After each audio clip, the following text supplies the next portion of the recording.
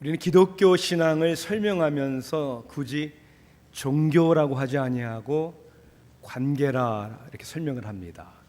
Not a religion, but relationship. 왜냐하면 종교라는 것은 그 목적이 내가 어떤 문제를 해결받고 우리의 삶에 부족하고 궁핍한 것을 체온받고자 하는 것이 목적인 것, 그것이 종교고요. 사실 신앙은 하나님을 바로 알아가고 그리고 하나님과의 관계 속에서 하나님께 드려야 할 마땅한 예배를 드리고 또 하나님의 뜻대로 살아가고자 하는 것, 그것이 믿음 생활입니다. 그래서 믿음 생활이라는 것은 그 믿음을 통해서 어떠한 위대한 역사를 일으키고자 하는 것보다는 그것은 결과고요. 하나님을 바로 알고 그 하나님을 신뢰하는 것이 중요합니다. 우리가 마가복음 말씀을 계속 연속으로 강해 설교하면서 오늘이 그 20번째인데요. 예수 그리스도께서 많은 사람들에게 오셔서 그들 가운데 기적을 베푸시고 그들에게 놀라운 가르치심을 주신 이유는 결국 창조주 하나님을 알고 그 관계 속에서 예배하는 하나님과의 관계가 회복되기 위함임을 우리는 알 수 있습니다. 오늘 본문은 마가복음 7장입니다. 24절부터 30절까지의 말씀을 신약성경 66면입니다. 제가 봉독하겠습니다. 마가복음 7장 24절부터 30절까지 말씀입니다. 예수께서 일어나사 거기를 떠나 두로 지방으로 가서 한 집에 들어가 아무도 모르게 하시려 하나 숨길 수 없더라. 이에 더러운 귀신 들린 어린 딸을 둔 한 여자가 예수의 소문을 듣고 곧 와서 그 발 아래에 엎드리니 그 여자는 헬라인이요 수로보니게 족속이라. 자기 딸에게서 귀신 쫓아내 주시기를 간구하거늘 예수께서 이르시되 자녀로 먼저 배불리 먹게 할지니 자녀의 떡을 취하여 개들에게 던짐이 마땅치 아니하니라. 여자가 대답해 이르되 주여 올소이다마는 상 아래 개들도 아이들이 먹던 부스러기를 먹나이다. 예수께서 이르시되 이 말을 하였으니 돌아가라. 귀신이 내 딸에게서 나갔느니라 하시매 여자가 집에 돌아가 본즉 아이가 침상에 누웠고 귀신이 나갔더라. 아멘. 누가 여러분에게 위선자, 이중 성격자 이렇게 부르면 여러분 마음이 어떠시겠습니까? 어떻게 반응을 하시겠습니까? 게다가 아예 무시하는 말을 한다면 여러분들은 기분이 되게 나쁘겠죠? 물론 누가 그런 말을 하냐에 따라서 좀 결과가 다를 것입니다. 가까운 사람, 그것도 내가 평소에 좋아하거나 존경하는 사람이 그런 말을 하면 마음의 상처가 좀 더 깊고 화가 매우 날 것입니다. 그런데 그런 말을 누가 했느냐도 중요하지만 또 한 가지 중요한 것은 그 한 말이 사실이냐가 더 중요한 것입니다. 그런데 우리 그런 생각을 잘 안 하는 것 같아요. 그냥 기분 나쁜 줄만 알지 그런 말이 정말 사실인가를 생각해 보지를 잘 않는 것 같아요. 게으르다, 약속을 지키지 않는다, 책임감이 없다, 야가 빠졌다, 거짓말을 밥 먹듯 한다, 아니 이보다 더 심한 말을 할지라도 그냥 자존심만 상해서 기분을 나빠하기만이 아니라 왜 그런 말을 하는 거지? 그리고 내게 정말 그런 면이 있는가? 나의 변화와 발전을 위해서는 그냥 기분만 나빠할 것이 아니라 자신을 돌아보고 반성할 수 있는 기회를 가져야 되는 것이 아닙니까? 이것은 우리 서로의 관계에서도 그렇지만 신앙에서 믿음이라는 하나님과의 관계에서도 마찬가지입니다. 여러분, 예수님은 사람들에게 아주 듣기 기쁜 나쁜 말을 참 많이 하셨습니다. 뭐라고 하셨는지 아세요? 어리석은 자라고도 했고요, 어떤 때는 이 믿음이 적은 자들아, 그리고 꾸짖으셨습니다. 그보다 심한 말 더 많이 하셨어요. 특히 바리새인들, 서기관들, 대제사장들에게는 이 외식하는 자들아, 위선자들아 그랬단 말이에요. 이 회칠한 무덤과 같은 사람들아 그랬단 말이에요. 이 악한 세대요. 그리고 이렇게까지 얘기했죠. 독사의 자식들아. 그들은 이런 말을 들을 때 그런 말을 하시는 분은 도대체 누구이신지, 왜 그런 말을 했는지, 그 예수님이 그들을 그렇게 불렀을 때 정말 우리 그런가? 그것이 사실인가? 이렇게 자기를 성찰해보는, 소울 서칭해보는 그런 기회를 갖지를 않았습니다. 나쁜 말, 듣기 싫은 말, 어떻게 보면 자신들의 기독권을 위협하는, 해치는 말을 듣고 그냥 예수님을 싫어할 뿐만 아니라 결국은 예수님을 십자가에 못 박았습니다. 누가, 왜, 그리고 그렇게 말하는 것이 사실인가? 그게 중요하죠. 오늘 본문을 보십시오. 예수님의 소문을 듣고 아무에게도 알리질 않았는데 예수님을 찾아왔습니다. 누가요? 한 여인이, 가나안 여인이라고 합니다. 수로보니게 족속의 여인이라고 합니다. 그런데 그 여인에게는 귀신 들린 딸이 있었습니다. 여러분 상상해 보세요. 정말 눈에 들어가도 아프지 않은 자식인데 자식이 귀신에 들렸단 말이에요. 본문은 구체적으로 나와 있지 않지만 소문을 듣고 예수님께로 찾아올 정도면 당연히 그 누구도 도와줄 수 없었던, 그 누구도 해결해 줄 수 없는 그 삶의, 자신의 삶의 이 위기, 자신의 딸이 귀신 들린 그 여인이 찾아왔습니다. 이 동일한 사건을 기록한 마태복음 15장에서는 여인이 예수님을 향하여 불쌍히 여겨달라고 소리를 질렀다고 기록하고 있습니다.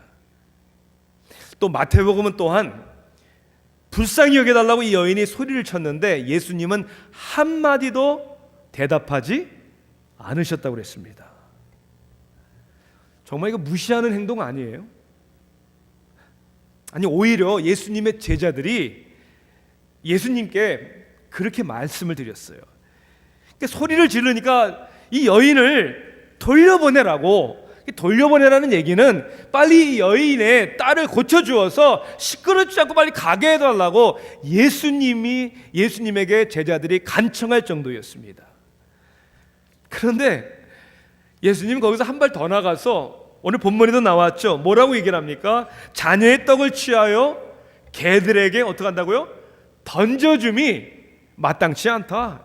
아니 이게 무슨 말입니까? 귀신 들린 딸이 있는 것만 해도 속상하고 억울하고 너무나도 힘든데 소문을 듣고 찾아와서 간절히 불쌍히 여겨달라고, 고쳐달라고 하는데 대꾸도 안 하고 이제는 뭐라고요? 자녀의 떡을 취해서 개들에게 던져주는 게 마땅하지 않다고요? 누가 여러분들을 이렇게 속된 말로 개 취급을 하면 여러분 어떻게 받아들이시겠어요? 무슨 화가 날 거 아니에요? 나 이런 신앙생활 안 해. 뭐 얼마나 그러한 우리 느낌이 많이 듭니까? 그런데 이 여인은 본문에 보니까 기분 나빠하지도 않습니다. 물러서지도 않아요. 오히려 이렇게 얘기합니다. 주여, 뭐라고요? 옳소이다. You're right. 옳습니다.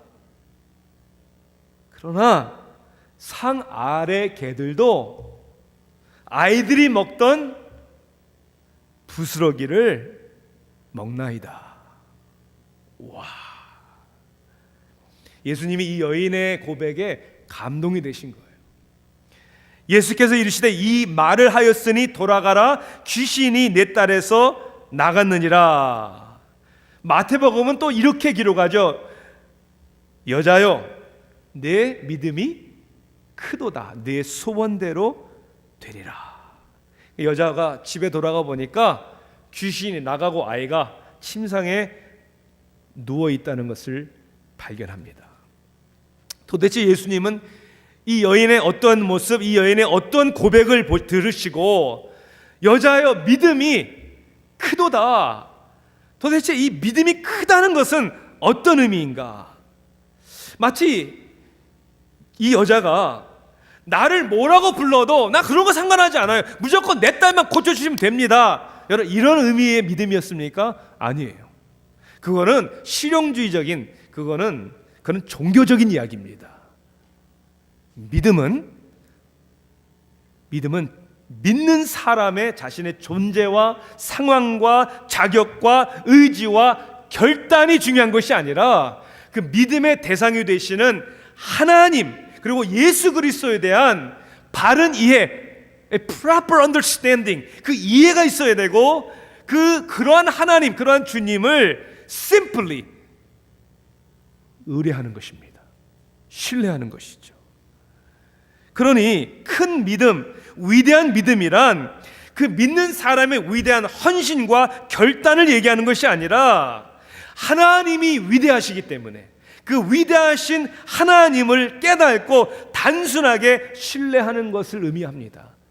그래서 에베소 교회를 향하여 사도 바울은 이렇게 얘기하죠. 우리가 다 하나님의 아들을 믿는 것과 아는 것에 하나가 되어 온전한 사람을 이루어 그리스도의 장성한 분량이 충만한 데까지 이르니, 그러니까 믿음과 이 아는 것은 뛸래야 뛸 수 없는 관계란 말이에요. 주님을 알지 못하고는 믿을 수가 없는 것이죠. 오늘 이 여인의 믿음이 위대한 게 아니라 위대하신 주님을 발견한 게 위대하다는 겁니다.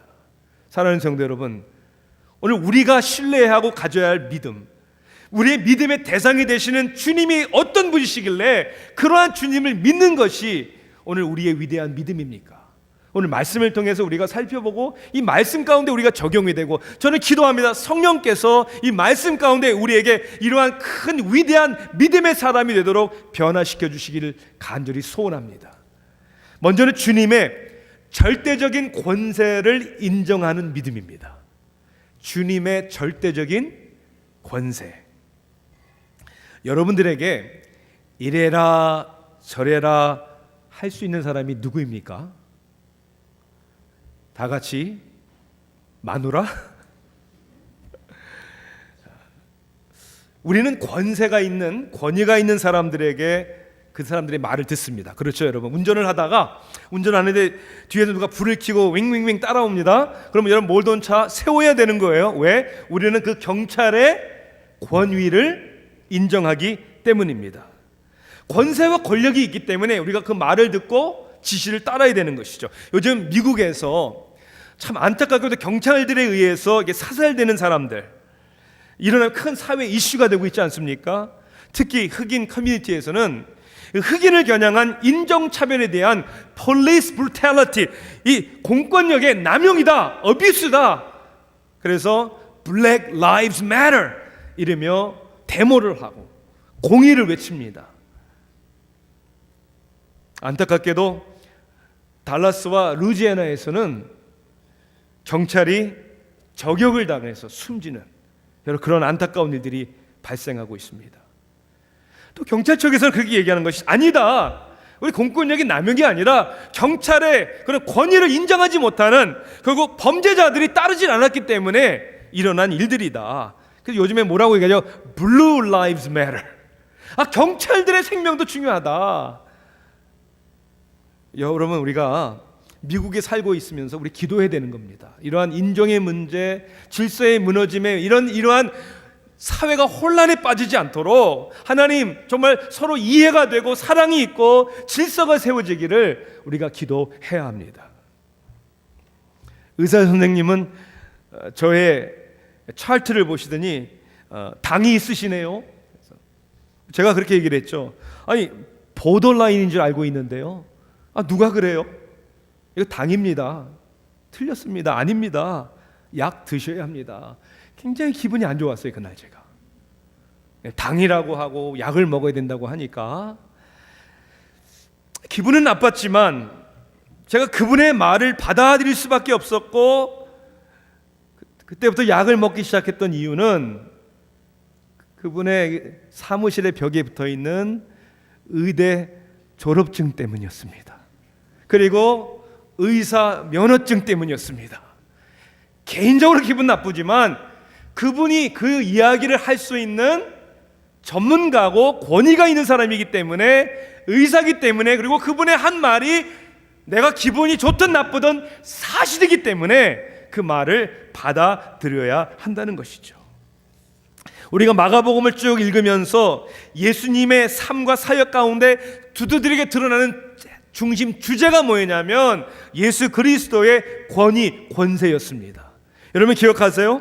마가복음 1장 22절에서는 예수님이 회당에서 가르치실 때 사람들이 뭐라고 반응을 합니까? 뭇 사람들이 그의 교훈에 놀라니 그랬어요. 왜 놀랐어요? 그가 가르치는 것이 권위 있는 자와 같고 누구와 같지 않다고요? 서기관들과 같이 아니했다. 서기관들은 율법에는 정말 답을 아는 사람들이었어요. 그런데 권위가 없다고 그랬어요. 근데 예수님에게는 권위가 있다. 중풍병자 3명의 친구가 들고 온 중풍병자를 고치신 그 일화를 기억하십니까? 그때 중풍병자가요, 내 죄사함을 받았느니라. 사람들이 놀라는 거야. 아니, 저자가 누군데 죄사함을 받았다고 얘기를 하는 거야? 그때 예수님이 뭐라고 얘기하셨습니까? 인자가 땅에서 죄를 사하는 권세가 있는 줄을 너희로 알게 하려 함이라. 예수님께서 병자를 고칠 뿐만 아니라 파도와 바람을 잠잠케 하실 때 자연의 세계조차도 다스리는 권위 있는, 권세 있는 분임을 나타내 주셨습니다. 야이로 회당장의 죽은 딸도, 여러분, 사망을, 죽음을 피할 수 있는 사람이 어디 있습니까? 죽음을 이길 수 있는 사람이 어디 있습니까? 그 죽은 아이도 일어나라 하니까 일어나는, 죽음까지도 물리치는 권세의 주님. 귀신 들린 자를 쫓아낼 때도 그 권세, 자연의 세계, 또 영의 세계를 다 주관하시는 주님, 그 주님을 우리가 바라볼 때 우리의 삶도 우리의 영혼도 주관하시는 분이다, 이것을 알아야 되는 거죠. 그것을 인정하는 게 믿음이라는 것이죠. 아마도 이 여인은 주님 앞에 마치 모욕당하는 듯한 그런 말을 들었다 할지라도 그렇게 고백을 하는 거 아닙니까?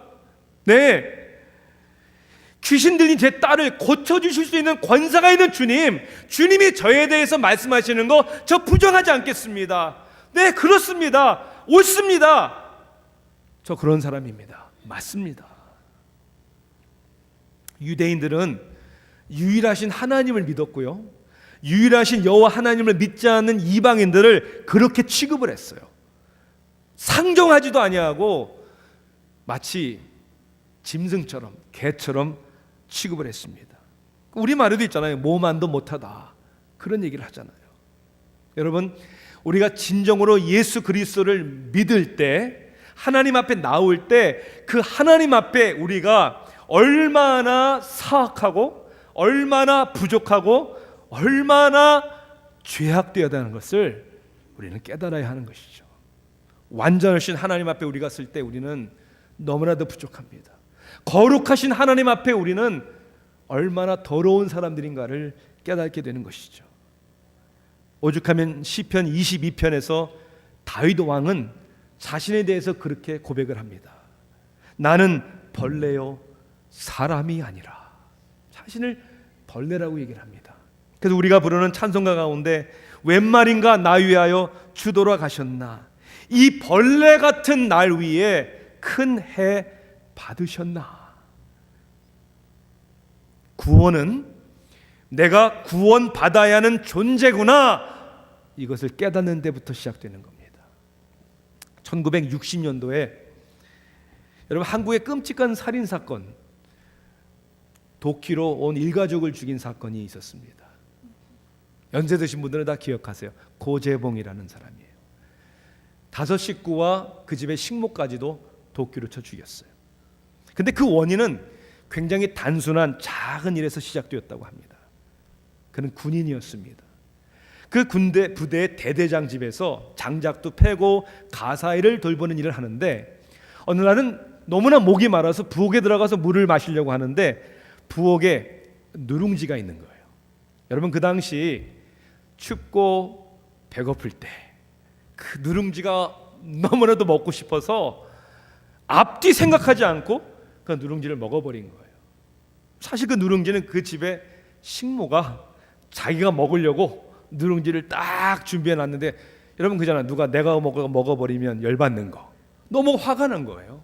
그래서 주인 아주머니에게, 대대장 부인에게 일른 거예요.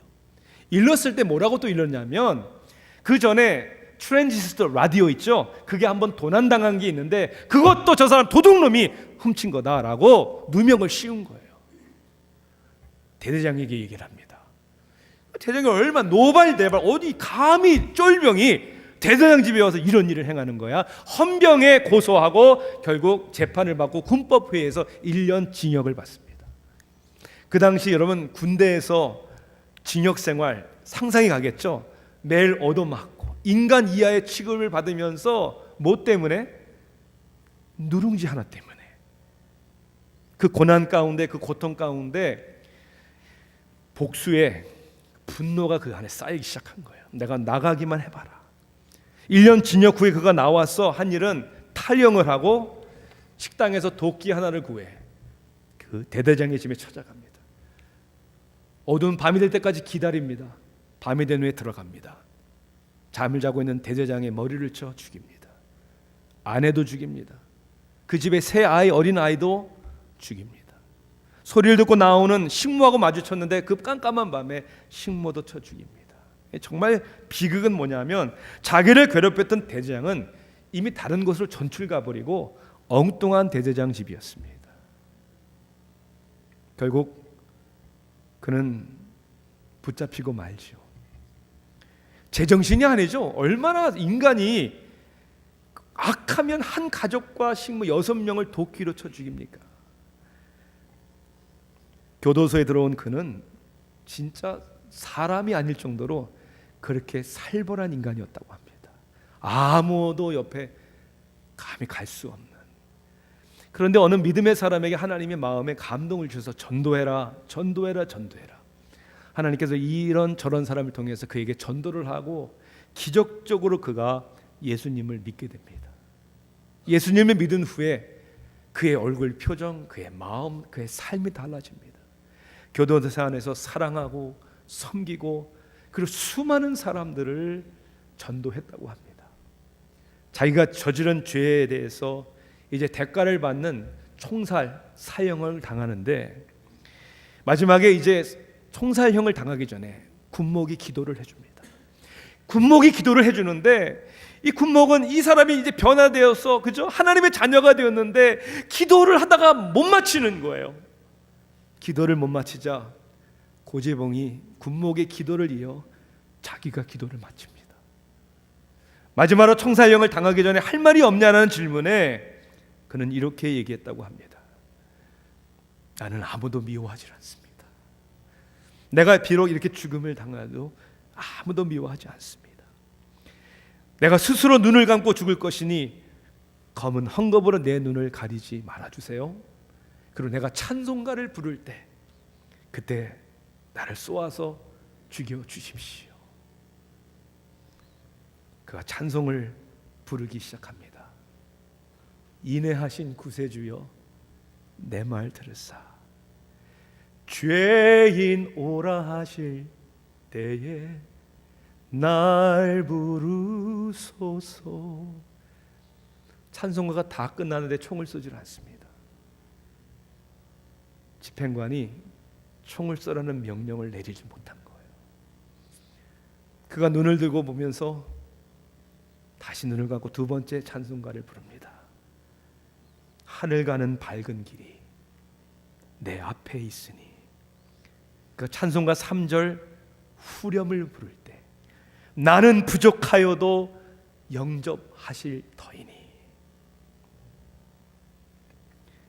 그는 총살에 의해 이 세상을 떠나 하나님 앞에 가게 됩니다. 사랑하는 성도 여러분, 하나님 앞에 나올 때 가장 우선되는 것은 그 하나님 앞에 내가 죄인이라는 사실을 깨닫는 것입니다. 그런데 이것이 가장 힘들어하는 사람들의 고민이고 가장 어려운 점인 것 같습니다. 아니 고재범 그 사람 같은 사람이야 죄인이지. 근데 내가 왜 죄인이야? 내 인생 내 나름대로 열심히 착하게 남에게 해를 끼치지 않고 나는 그렇게 살아오려고 노력했는데 왜 내가 구원을 받아야 되는, 내가 왜 멸망 가운데 빠져있는 죄인이냐고 반문하는 사람들이 얼마나 많은지 몰라요. 여러분 이 안에도 분명히 있을 것입니다. 어떤 사람들은 이렇게까지 얘기하죠. 하나님을 믿는 믿음이라는 것은 그거는 의지가 연약한 사람들이 세상을 살아가는데 너무 힘이 드니까 뭔가를 의지하고 싶어서 하나님이란 존재를 만들어냈고 연약하고 약한 사람들이나 하나님을 믿는 것이다. 여러분 그거보다 더 엉터리 같은 사기 같은 이야기는 없는 것이죠. 저는 그렇게 얘기하고 싶어요. 예, 저 연약해요. 여러분은 연약하지 않습니까? 예, 그리고 저는 완악합니다. 누구나 다 그런 죄를 지을 수 있습니다. 제가 기회만 되면 말씀 가운데 교제하고 양육하고 훈련할 때 우리 교회 젊은이들에게 청소년들에게 늘 하는 얘기가 있어요. 이 세상 미국에는 흉악범들이 감옥에 있는데 왜 너희들이 감옥에 없는 줄 아니 지금? 너희들이 잘나서 의로워서가 아니야. 좋은 부모님 만나서 그런 거야. 그 빈민촌에 우범 지역에서 성장하면서 보고 배우는 것이 죄를 짓는 것밖에 모르는 아이들은 성장해서 죄를 짓게 되어 있단 말이에요. 그러니 좋은 환경 속에서 있게 한 것도 하나님의 우리에게 주시는 일반적인 은총이죠. 또한 사람과 비교할 때나 우리가 의로운 거죠. 그렇지 않습니까? 우리 서로를 비교할 때 누가 더 좀 착하고 누가 더 선한 사람이 있을 수 있죠. 그렇지만 우리는 하나님 앞에 서야 되는 사람이잖아요. 하나님 앞에, 완전하신 하나님 앞에, 거룩하신 하나님 앞에 의인은 없대 하나도 없다고 성경은 말씀하고 있잖아요. 모든 사람이 죄를 범하였음에 하나님의 영광에, 즉 하나님의 기준에 이르지 못하더니, 그러니 내가 죄인이라는 사실, 나는 멸망받을 수밖에 없다는 사실을 모르는 사람들은 아직 하나님을 모르기 때문에 그런 거죠. 빛 가운데 나오면 내가 얼마나 더러운가를 알 수가 있는 것이죠. 그래서 죄인 오라 하실 때 하나님의 부르심을 듣는 사람들은 내가 여기 있사오니 나를 받아 주소서, 날 부르소서, 나를 죄인으로 벌레로 맞습니다. 나 그런 사람이고요.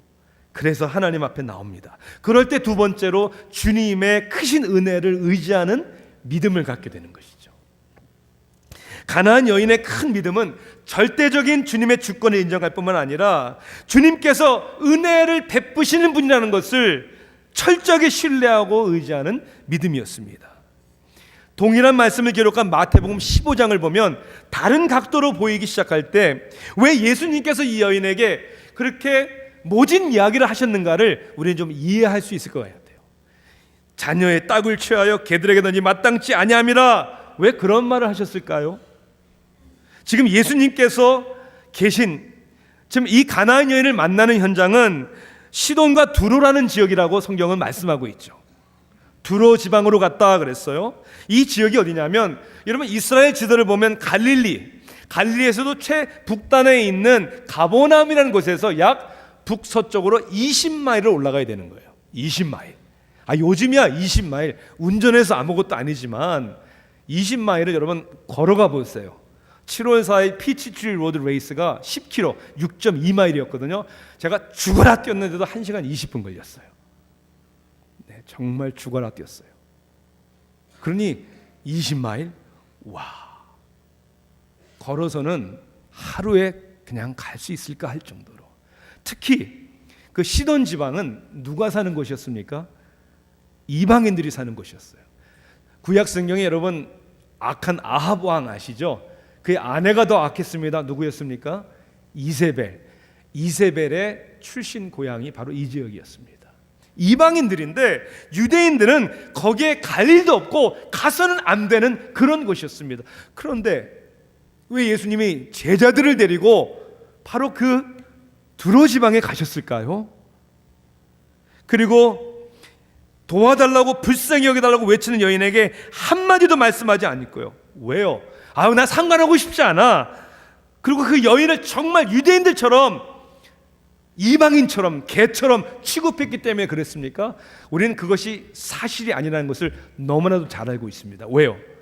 수가성 사마리아 여인, 이방 여인을 예수님은 홀로 만나셨잖아요. 백부장도 만나시고 사회에서 버림받고 천한 취급을 받는 그 모든 사람들을 마다하지 아니하시는 분이 주님이신데, 그런 이유 때문에 하신 것은 아니죠. 오히려 제자들이 그 여인에 대해 주님께서 관심을 가져주기를 요청한 것처럼, 오히려 예수님은 우리들에게, 제자들에게 무언가를 가르쳐 주시기 위한 전 교훈이었다고 믿습니다. 이방인을 상종하지 않는 제자들을 향하여 보여주시는 것이죠. 시끄러워서 고쳐주고 보내라는 게 아니라 그 영혼을 사랑하시고 결국은 그 영혼의 믿음을 위대하다라고 인정해 주시는 주님의 교훈의 기회였다고 저는 믿습니다.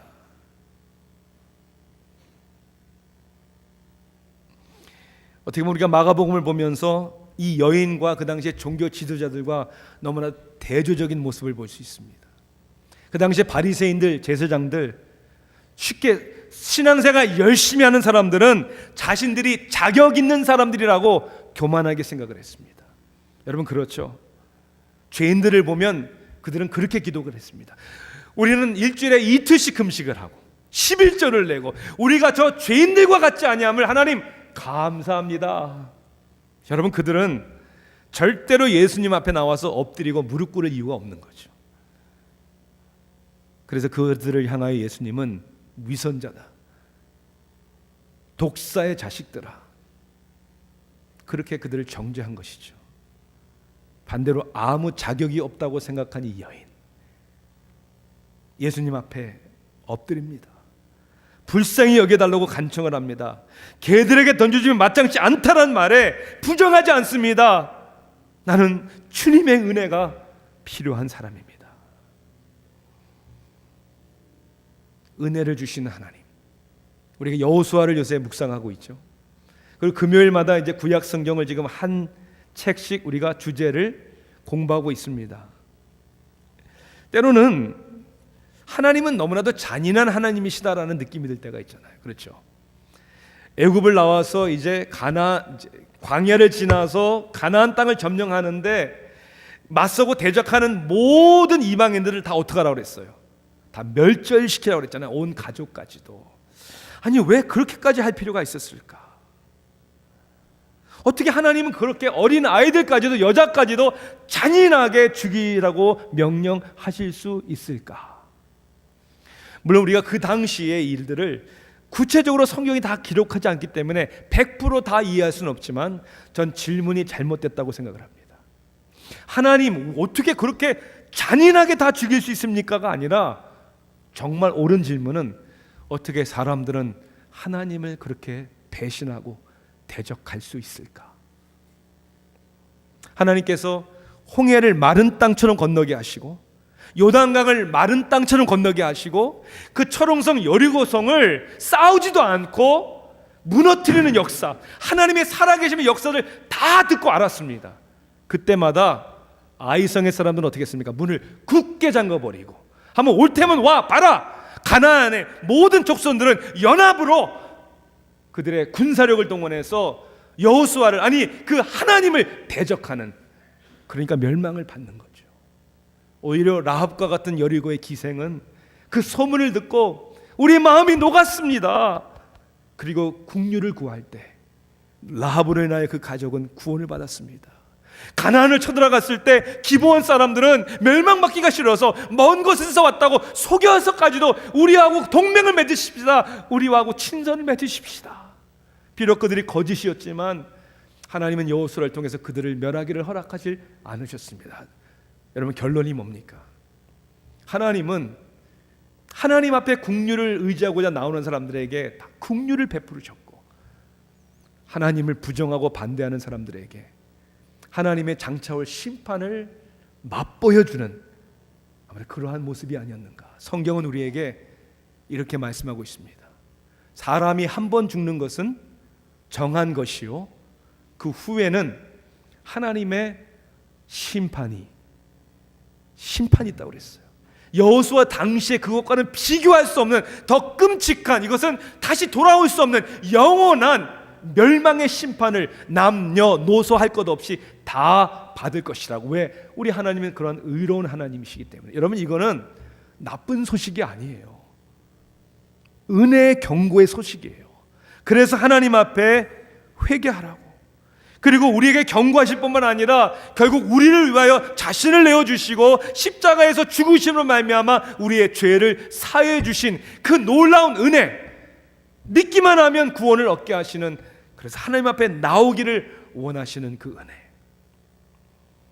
믿음은 바로 그 은혜를 아는 것이죠. 그것을 인정하는 것입니다. 끝으로 위대한 믿음은 주님의 위대한 능력을 신뢰하는 믿음입니다. 이 가나안 여인은 주님 앞에 나올 때 자신을 긍휼히 여겨주실 뿐만 아니라 능히 내 딸의 귀신 들린 것을 고쳐줄 수 있다는 것을 믿었습니다. 그래서 이 여인의 믿음을 큰 믿음이라고 칭찬하셨습니다. 이 말을 하였으니 돌아가라, 귀신이 내 딸에게서 나갔느니라. 여러분, 올 때도 믿음으로 왔지만 갈 때도 믿음으로 간 거예요. 내 딸이 나았다, 그 말만 믿고 갔어요. 집에 가니까 어떻습니까? 정말 귀신이 나가고 딸아이가 누워 있는 거예요. 여러분, 마태복음에서는 이렇게 얘기합니다. 그때로부터 그의 딸이 나으니라. 그 신앙의 고백을 갖자 그때부터 나았다라고 얘기합니다. 믿음으로 나오고 믿음으로 돌아가는 여인. 여러분, 이 믿음이 왜 중요합니까? 하나님은 우리와의 관계를 믿음의 관계라고 얘기를 했어요. 의인은 자기의 노력으로 행함으로가 아니라 믿음으로 말미암아 살리라. 왜요? 믿음이 아니고는 하나님을 기쁘시게 하지 못한다고 했습니다. 여러분, 이 믿음의 관계를 끝으로 한번 생각해 보십시다. 이 믿음에는 이러한 두 가지의 모습이 있습니다. 첫째는 아무나 믿음을 가질 수 있는 것은 아닙니다. 하나님을 깨달아야만 믿음을 가질 수 있습니다. 그러나 두 번째로 누구나 믿음을 가질 수 있습니다. 다른 조건을 우리에게 요구하지 않으십니다. 그러면 믿음의 반대는 뭘까요? 불신이요? 아닙니다. 믿음의 반대는 나를 믿는 것입니다. 나를 믿기 때문에 하나님을 불신하는 거죠. 마치 하나님 없이도 나는 살 수 있는 것처럼 내 생각과 내 중심대로. 여러분 사랑하는 마음으로 정말 말씀으로 경고해서 말씀드립니다. 말로만 믿는다고 해서 믿는 거 아닙니다. 여러분의 삶이 연약하지만 부족하지만 하나님 중심으로 내가 살아가는가. 사람들의 모든 관계를 해치는 것이 자기 교만의 자기 믿음입니다. 하물며 하나님이시겠습니까? 오늘 가나안 여인이 자신의 딸이 귀신 들려서 찾아왔어요. 그 귀신 들린 것 자체는 고통이지만 슬픔이지만 사실은 축복의 통로였습니다. 왜요? 그 고통과 그 슬픔 가운데 주님을 찾는 은혜를 얻었기 때문입니다.